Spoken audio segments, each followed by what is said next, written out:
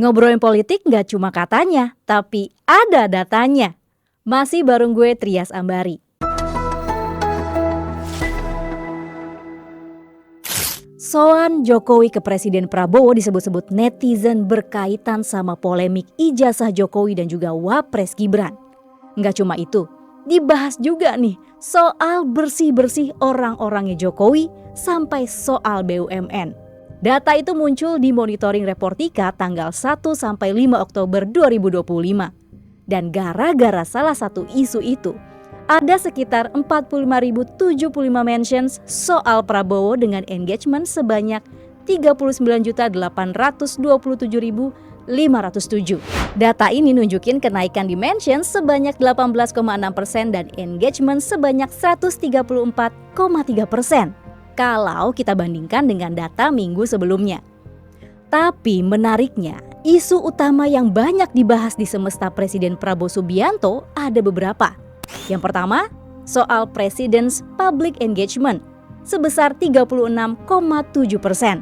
Yang kedua, soal pertemuan dengan Jokowi sebesar 18,91%.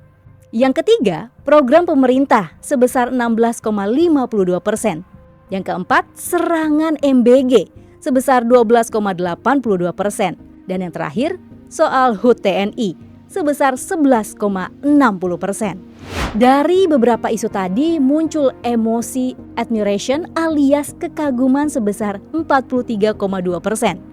Sisanya diisi disgust 22,9%, joy 14,2%, anger 11,8%, sadness 5,9%, dan fear 1,9%.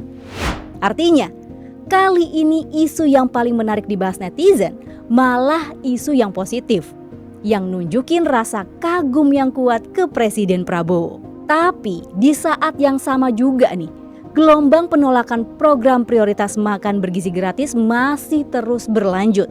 Tapi seberapa dalam ya isu-isu ini ngegeser persepsi publik ke pemerintah dan juga Presiden Prabowo? Ada nih beberapa isu yang bikin politik masih terus kerasa tegang.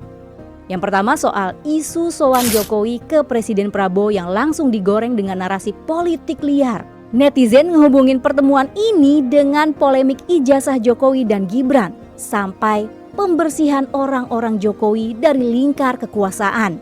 Belum lagi perubahan Kementerian BUMN jadi BP BUMN yang dipandang sebagai sinyal pergeseran pengaruh elit di pemerintahan. Kemudian yang kedua, program pemerintah yang masih jadi arena perang opini. Dari program rumah subsidi, sertifikasi higienis SPPG, sampai dukungan kepala daerah Jawa Tengah. Yang ketiga, soal serangan program makan bergizi gratis yang masih terus berlanjut. Meski tren negatif mulai turun, isunya masih nyantol banget di publik. Bahkan, kasus meninggalnya siswi SMK di Bandung Barat sempat dikaitin lagi sama MBG. Padahal rilis resminya udah nyebut nggak ada hubungannya dengan MBG.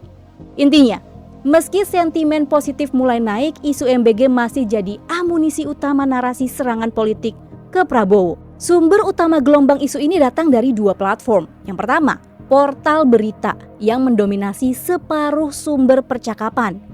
Jadi tanda kalau isu-isu seputar Prabowo ini jadi sorotan media mainstream. Kemudian di X atau Twitter tetap jadi platform yang paling berisik buat isu MBG. Di sini, opini publik lebih emosional dan cepat banget kesebarnya. Hasilnya, setiap berita soal kasus keracunan atau insiden di daerah langsung digoreng jadi bukti baru gagalnya program MBG. Menariknya, pola ini nunjukin publik lebih dekat sama isu yang dekat sama kehidupan sehari-hari. Makanya isu MBG yang sekitar 12% ini efek emosinya jauh lebih kuat. Tapi walaupun isu MBG masih terdengar, arah percakapan publik mulai bergeser. Dan kali ini yang paling menyedot perhatian adalah soal President's Public Engagement. Dari momen kebangsaan kayak peringatan Hari Kesaktian Pancasila, kemudian HUT TNI, sosok Presiden Prabowo ini mulai dilihat sebagai figur pemersatu yang tenang di tengah sorotan. Nggak cuma itu, Langkah-langkah diplomasi internasional serta upaya memulangkan artefak bersejarah ke tanah air ngebuat sentimen positif itu terus naik. Terus, apa ini tanda publik mulai melihat Prabowo bukan sekedar pemimpin dalam negeri, tapi juga sebagai tokoh yang lagi ngangkat martabat Indonesia di mata dunia? Gimana menurut lo? Punya pendapat lain? Isi di kolom komentar dan jangan lupa like, share, dan juga subscribe. Bye!